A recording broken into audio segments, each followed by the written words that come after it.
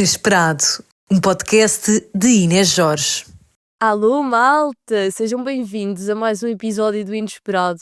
Cá estou eu mais uma semana e, como podem perceber, estou extremamente constipada ou com alergias. Pá, eu já não sei o que é isto, mas cá estou eu. O que é que eu tenho para vos dizer esta semana? Desta vez eu já não estou a gravar com o meu telemóvel porque eu investi o meu IRS numa câmara. Comprei uma Sony ZV-A10, que são aquelas câmaras clássicas de vlogs que as influencers têm. Eu comprei essencialmente para gravar o podcast, quem sabe se depois vou explorar outro tipo de coisas, mas portanto estou a gravar pela primeira vez com a câmara. Não sei se isto vai ficar estrondoso porque eu não sou uma profissional e ainda ando a experimentar, mas pronto, olhem, deem-me um desconto caso isto não fique amazing. Eu até agora, daquilo que já explorei da câmara, estou a gostar muito, mas ainda não consigo dar um feedback 100% realista, porque lá está, é a primeira vez que estou a usar para gravar e, portanto, vamos ver daqui para a frente como é que a coisa corre.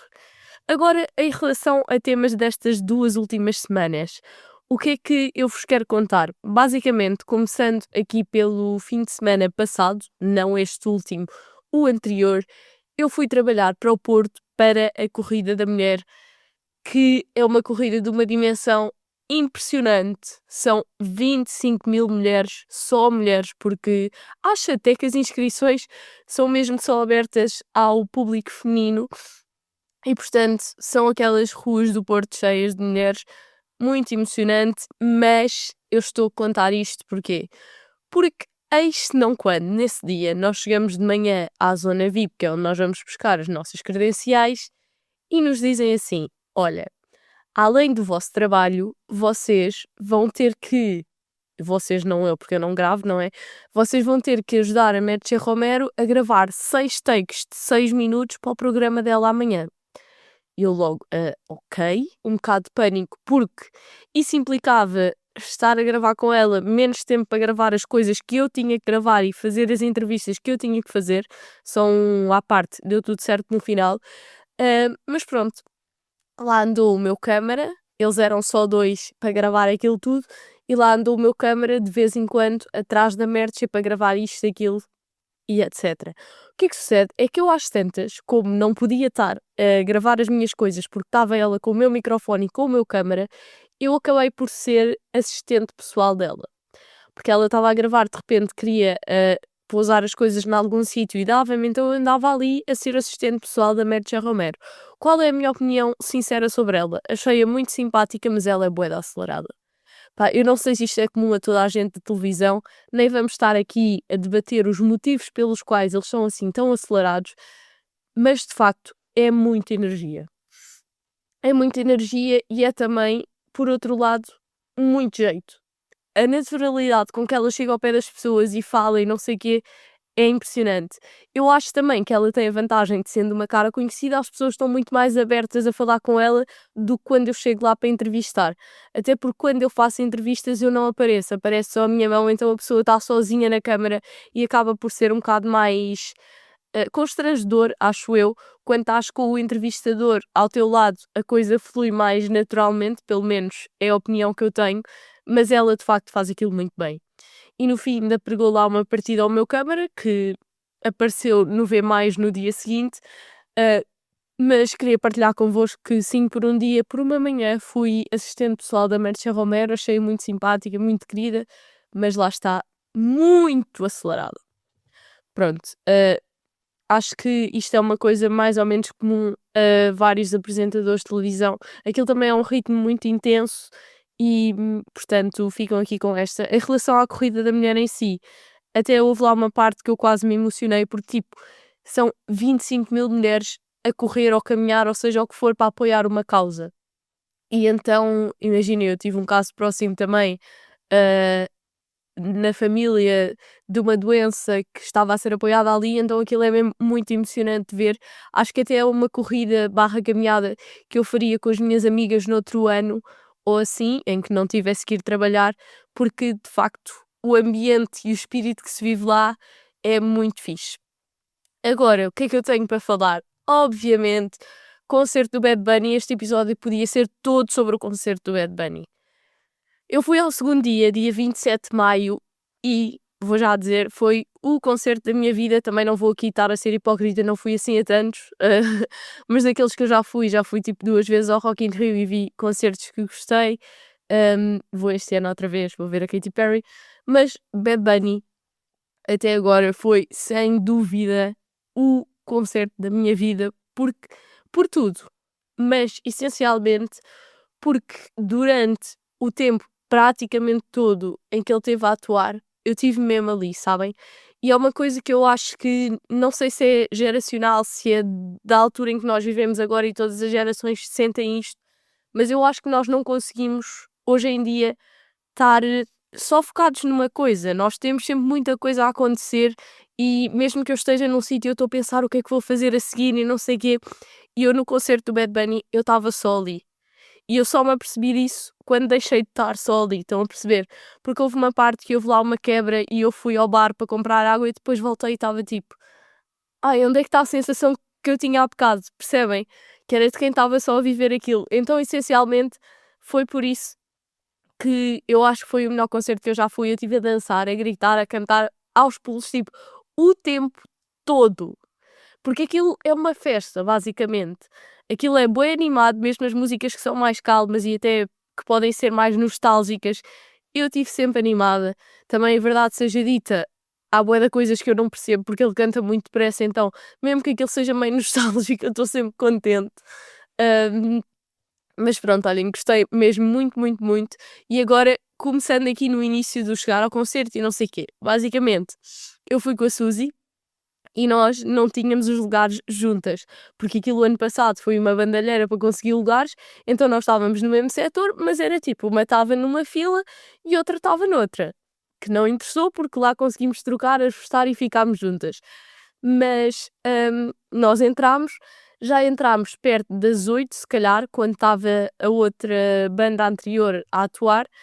Hum, Pronto, entrámos já perto das 8, tudo bué, bué ordenado, só para entrar no metro e para ir até ao Alto dos Moinhos é que nós deixámos passar um metro primeiro porque estava bué da cheio, e ainda bem que deixámos, depois fomos muito mais tranquilas. Mas pronto, chegamos ao estádio, íamos tipo naquela de ir lá para cima, não sei o quê. Olhem, câmaras, aquelas que eles estavam a dar, não tivemos. Eu acho que estavam a dar, nós não reparámos, não pedimos e portanto, olhem, não temos câmara, infelizmente. Mas é o que é, porque também não sinto que não era isso que ia melhorar ainda mais a experiência do concerto, portanto, não é assim tão relevante. Não tivemos a câmara, depois andámos lá durante o concerto anterior a tentar trocar lugares para ficarmos juntas, porque, opá, aquilo fazia-se bem, tanto separadas, mas tanto juntas, muito mais fixe, estar a dançar com uma amiga do que com desconhecidos, acho eu. Se tivesse ido sozinha, tudo ok, mas sendo que a minha amiga estava ali, fazia mais sentido estarmos juntas. Pronto, lá conseguimos ficar juntas e depois acaba aquele concerto e começa hum, aquela intro para chamar o Bad Bunny, que, by the way, eu achei mesmo fixe ele ter pegado em 2 portugueses para fazer isso. Eu não sei se ele em todos os países faz o mesmo, mas eu achei bué cool, porque ele podia só ter pegado em 2 porto-riquenhos ou seja o que fosse, metia-os lá a falar, mas não, fez questão, ele ou a Live Nation ou sei lá, a organização, fizeram questão de ter ali 2 portugueses a fazer aquela introdução da La Mudança e, portanto, eu achei mesmo muito fixe. Depois o Bad Bunny entra, nós estávamos tipo numa das laterais do palco, mas não tínhamos visibilidade reduzida, ou seja, nós víamos muito bem.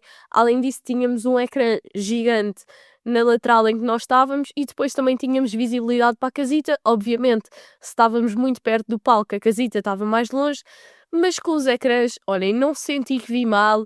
O som no sítio onde eu estava também não tenho razão de queixa. Ah, portanto, olhem, foi mesmo tipo experiência incrível. Passei o tempo todo a pensar como raio é que eu vou conseguir casar com este homem. Depois no fim falei com o Diego e está tudo ok. Se eu conseguir por ele, pá, é o que é. Ah, como isso é praticamente impossível, está-se bem. O próprio Diego, se pudesse também, se o Bad Bunny quisesse casar com ele, também casava. Portanto, nós estamos ok com esta situação. Mas pronto, ele de facto é muito jeitoso, canta bem, anima as pessoas. eu achei mesmo o concerto muito fixe. Lá está, também conhecia as músicas praticamente todas. Embora eu não seja uma fã muito antiga do Bad Bunny, eu comecei a ouvir quando fui de Erasmus, porque eu não ligava muito a reggaeton, mas atualmente eu amo, conheço as músicas quase todas daquelas mais recentes dele. E portanto, pá, olhem, gostei mesmo bué do concerto, não tenho nada a apontar. A única coisa que tenho a apontar foi culpa nossa, que quando ele canta a Debbie tirar mais fotos, que nós achávamos que era com essa que ele fechava o concerto, depois ele eventualmente volta e nós já estamos na parte de fora do estádio. Pronto, olha, ok, mas isso foi burrice nossa, não foi culpa dele. Ahm, mas pronto, é esta a minha opinião sobre o concerto. A seguir, nós tínhamos, isto já não com a Suzy, porque o Diego foi ver o concerto no mesmo dia que eu, só que nós não nos conhecíamos quando comprámos os bilhetes e, portanto, ficou um de cada lado do estádio. É o quê? Até foi giro, na verdade.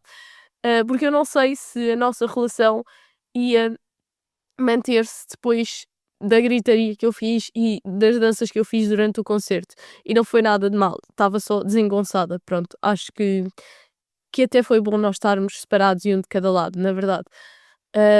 Mas depois do concerto, a Suzy tinha que ir para casa, mas nós, e, portanto, eu, o Diego e o amigo do Diego, tínhamos comprado bilhetes para ir a uma festa, e não à festa oficial, íamos a outra. Ahm, mas antes disso, tivemos que jantar. E nós íamos a uma festa nas docas de Alcântara e queríamos comer qualquer coisa, só que àquela hora já era tipo meia-noite, tivemos que ir ao Mac de Santos. Chegámos ao Mac de Santos já à meia-noite e qualquer coisa. E várias pessoas estavam a fazer o mesmo que nós. Portanto, nós já só saímos do Mac de Santos para aí às 2h15 da manhã, coisa que o valha. E então, às tantas, era tipo, nós já nos mexemos bué hoje, já dançámos bué, já nos cansámos, são 2 e qualquer coisa da manhã, será que nós vamos mesmo para a festa? Plot twist, claro que não fomos. Claro que não fomos, fomos para casa dormir, porque no dia seguinte tínhamos que estar de ressaca daquele concerto, mesmo não tendo bebido nada, porque aquilo é uma descarga emocional e de adrenalina muito grande, e então o dia seguinte foi a depressão pós-concerto. Fui para a praia, bronzeei finalmente alguma coisa. E agora, em relação ao concerto, como é que eu estou? Qual é o meu ponto de situação? É o seguinte: se souberem 2 bilhetes para Madrid no dia 15, digam-me porque eu preciso. Eu já estou no ticket swap, eu estou louca todos os dias a ver se há 2 bilhetes que não custem também 3 rins, não é? Ahm, Vá até cento e poucos euros. Eu estou disposta, eu estou assim, isto é para vocês perceberem quanto eu gostei do concerto.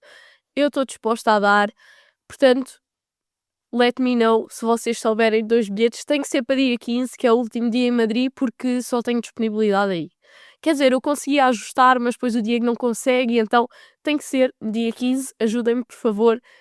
Não quero TikToks a dizer que estão a vender porque eu não quero ser burlada e ir parar a Madrid depois não entrar no estádio. Portanto, please, ajudem-me. Um, Agora, já falei do dia a seguir ao concerto, portanto fomos para a praia, meio descansar, dormir, etc. Porque eu depois chego tarde a casa, mas já estou habituada a acordar cedo, quase não durmo, então praia é o plano ideal. Mas voltando agora atrás, porque o concerto do Bad Bunny trouxe também polémica, nomeadamente a polémica da Helena Coelho e das outras influências. Pá, peço desculpa eu estar sempre a fungar. Ah, e eu quero falar sobre isto, não sobre esta situação específica, mas sobre as reações desproporcionais das pessoas a opiniões alheias. É assim, claro que pessoas com mais seguidores têm que ter noção da responsabilidade das coisas que dizem, etc. Não é disso que se trata. Eu acho é que nós, enquanto sociedade, parecemos uns selvagens. Desde quando é que se normalizou ir para comentários ofender pessoas por uma opinião que nós não concordamos? É assim, tipo, na minha cabeça, eu juro por tudo, eu nem sei expressar isto, porque eu acho tão absurdo não concordar com uma coisa, ir para os comentários dessa coisa, ofender a pessoa gratuitamente, que eu fico mesmo tipo, olha, vão-se tratar, porque vocês são uma camada de malucos que sem noção, tipo, eu não consigo mesmo, sabem, o hate para mim é uma coisa que me passa completamente ao lado. Eu não estou a dizer que nem estou a defender a Helena Coelho, nem seja o que for nesta situação específica, mas o que eu tenho a dizer em relação ao vídeo dela, de facto, eu acho que o tom em que as coisas foram ditas quando elas saíram do concerto e a opinião que deram logo, se calhar o tom não foi o mais adequado. Porém, é assim, eu consigo me pôr na pele de uma pessoa que acabou de sair de um concerto e está a dar a sua opinião. Se a minha opinião tivesse sido a mesma que ela, eu provavelmente, até não publicamente, mas nos amigos chegados, etc., faria um vídeo daqueles. Se ela publicou e foi mal interpretada, é que eu acho que nem é um ser mal interpretado. Vocês não concordarem com uma opinião e por isso a pessoa é burra, é atrasada, seja o que for. Pá, eu não consigo mesmo perceber. Eu juro que isto é uma coisa que me ultrapassa de uma maneira. Porque, lá está, há tanta coisa que eu vejo na internet que eu não concordo. Se eu agora fosse fazer um comentário, a chamar a burra, ou seja o que for, às pessoas, não fazia outra coisa da vida, honestamente. Porque vê-se todos os dias tanta coisa. Pá, vivam a vossa vida, honestamente. Não concordam? Mandem para os vossos amigos a dizer, olha esta burra. Porquê é que vão lá comentar? Tipo, ai, credo, canseira, as pessoas a sério. É mesmo impressionante. E neste caso, da Helena Coelho, honestamente, eu acho que isto é só ressábia das pessoas. Opa, é o que é. Porque a quantidade de pessoas, se calhar, não tão conhecidas, que vocês viram vídeos do TikTok parecidos e que não foram lá dizer nada, vocês querem é atenção. E dá muito mais boost, digamos assim, irem comentar um vídeo de alguém conhecido porque mais pessoas vão ver ou fazer vídeos sobre o vídeo. Epá, a sério, é uma canseira. Eu não tenho mesmo pachorra para essas coisas. Sobre tema nenhum. Tipo, eu nunca na minha vida deixei, e espero não ficar maluco ao ponto de ir deixar comentários de hate no vídeo de alguém, seja sobre que tema for. Porque se eu vejo coisas do número, a maluquice desses gajos assim, que se passam da cabeça e só dizem baboseiras e eu não vou lá comentar, imaginem ir comentar a dizer mal sobre a opinião de um concerto. Tipo, pá, não consigo mesmo atingir. Não dá, para mim não dá. E depois, até na minha aula, na aula que eu tive, depois no dia a seguir ao concerto, perguntaram-me qual tinha sido a minha opinião por causa dessa polémica, e lá está. A única coisa que eu consigo dizer sobre o vídeo delas é: eu acho que aquilo foi feito num tom que se calhar não foi o mais adequado, mas pá, é o que é. E honestamente, a única coisa que eu posso dizer é que tenho pena que elas não tenham tido a experiência de concerto que eu tive. E o tema acaba aqui. Pronto, eu acho só que as pessoas deviam tratar-se e fazer terapia porque isto não é normal. Honestamente. O que é que eu quero dizer mais? Entretanto, dia seguinte para aí e tal, depois passei o resto da semana a trabalhar e o que é que me aconteceu ontem? Esta é só mesmo antes de fechar. Eu passei o fim de semana, fui trabalhar no sábado ao Porto e depois fiquei em Tondela, porque a mãe do Diego fazia anos e então eu passei lá o fim de semana. Vim ontem, segunda-feira. E vim ontem de autocarro, é o costume, e eis não quando eu já estou a chegar quase a Coimbra, acho eu, que é 2 paragens depois de Tondela, e o Diego me liga a dizer: olha, isto é urgente, as chaves do teu carro ficaram aqui. E eu tipo, não estou a acreditar, socorro, universo, salva-me disto. Pá, esqueci-me das chaves do carro a para aí 300 quilómetros de onde eu tenho o meu carro.